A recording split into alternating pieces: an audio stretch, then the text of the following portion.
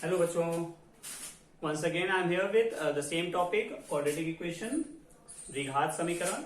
मैंने आपको पहले वीडियो में बताया था कि अगर आपके पास कोई क्वाड्रेटिक इक्वेशन है उसकी मैक्सिमम पावर 2 होगी, 2 से ज्यादा नहीं हो सकती, 2 से कम है तो भी क्वाड्रेटिक नहीं है, 2 से ज्यादा है तो भी क्वाड्रेटिक नहीं है।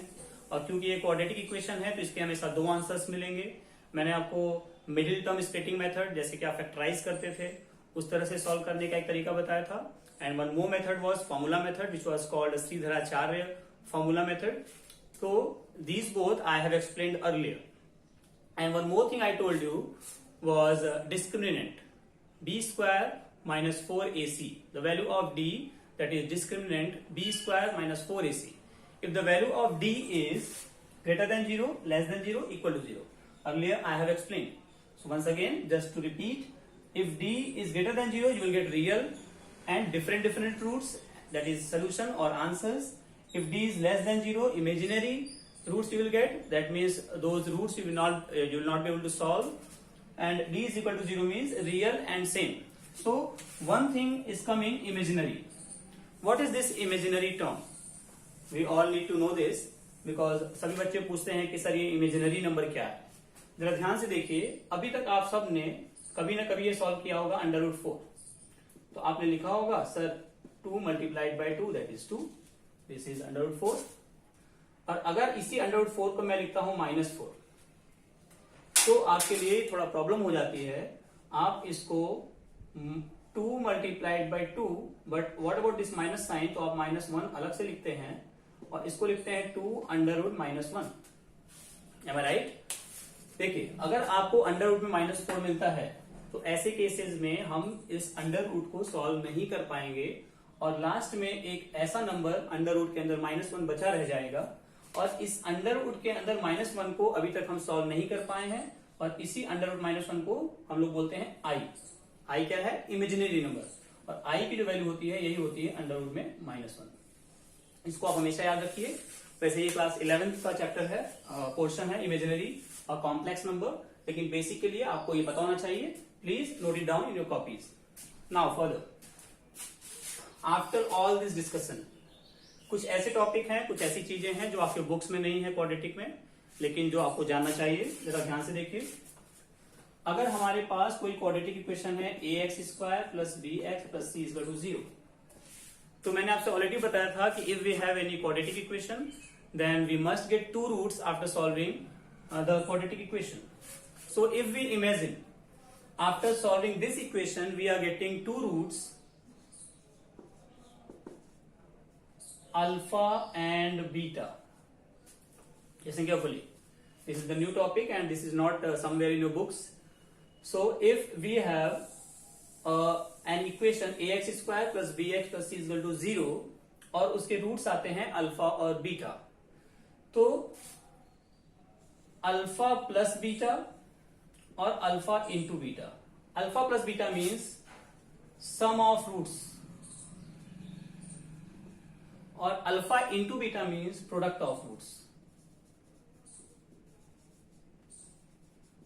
देखिए, अगर आपके पास कोई इक्वेशन है, quadratic equation ax² + bx + c of any type, here you can get numbers also, और आपको डायरेक्टली बताना है what will be the sum of roots, then I am telling you one formula, sum of roots will be -b/a and product of roots alpha into beta will be c/a। इसको याद कर लीजिए, -b/a, b is the coefficient of x and c is the constant term, a is what? Coefficient of x² always. Okay, now if we have any quadratic equation, directly we can tell you what is the sum of roots and what is the product of roots. Okay, so we have a formula -b/a and c/a and opposite of it, if we have alpha and beta only and we don't have this equation, then directly we can tell you what the quadratic equation was. Like if we have alpha and beta, we can surely get alpha plus beta and we can get alpha into beta. अगर आपके पास 2 roots given है, केवल equation नहीं पता है, तो हम alpha plus beta और अल्फा इंटू बीटा निकाल सकते हैं।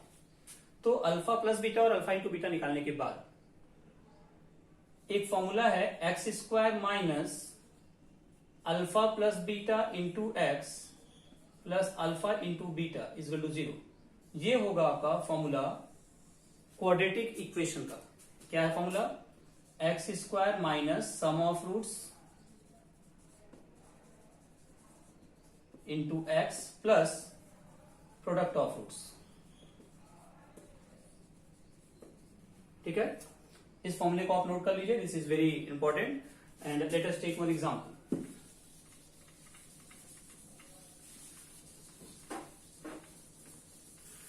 देखिए, अगर हमारे पास एक क्वाड्रेटिक इक्वेशन हो लेकिन जिसके बारे में मुझे पता ना हो कि क्या है, मान लेते हैं उसके रूट्स हैं 5 एंड 2।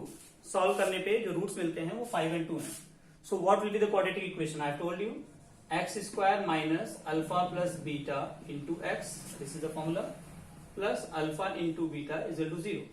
तो इस फॉर्मूला में वैल्यू पुट करिए, x square minus sum of root 5 प्लस 2 7 plus alpha into beta is 5 2s are 10 is equal to 0.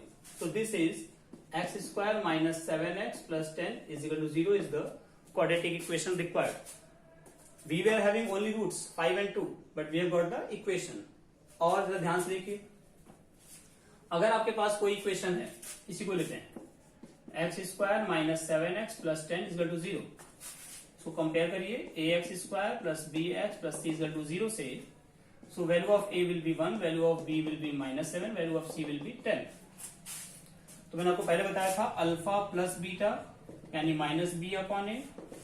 So minus B means minus 7 upon A means 1, so 7 and alpha into beta will be C upon A. C is 10 and A is 1, so that is 10। As you can see sum of roots is 7 and product of roots is 10। ये topic आपके book में नहीं है, please note it down carefully and इसको आप highlight कर लीजिए जिससे कि आपको हमेशा याद रहे। और after that we will have some other topic. Thank you so much.